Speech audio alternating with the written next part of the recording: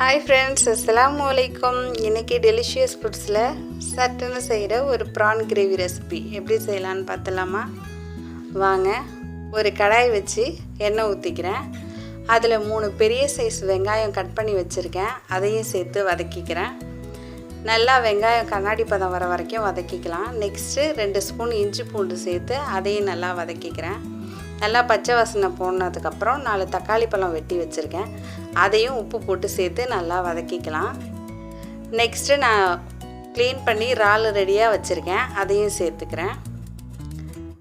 தண்ணி எதுவும் எக்ஸ்ட்ரா சேர்க்க வேணாம் ஃப்ரெண்ட்ஸ். இறால்லேருந்து வர தண்ணியே போதும். அதனால் எக்ஸ்ட்ரா சேர்க்க வேணாம். 1/2 ஸ்பூன் மஞ்சள்தூள், 1லேருந்து 2 ஸ்பூன் தேவையான அளவு மிளகாய்த்தூள் போட்டுக்கோங்க.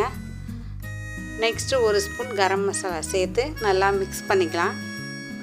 நல்லா மிக்ஸ் பண்ணிவிட்டு மூடி வச்சிடலாம். எண்ணெய் பிரிகிற வரைக்கும் வேக வச்சோன்னா போதும். நம்ம ப்ரான் கிரேவி ரெடி ஆகிடும். இப்போ கொத்தமல்லி சேர்த்து ஆஃப் பண்ணிடலாம்.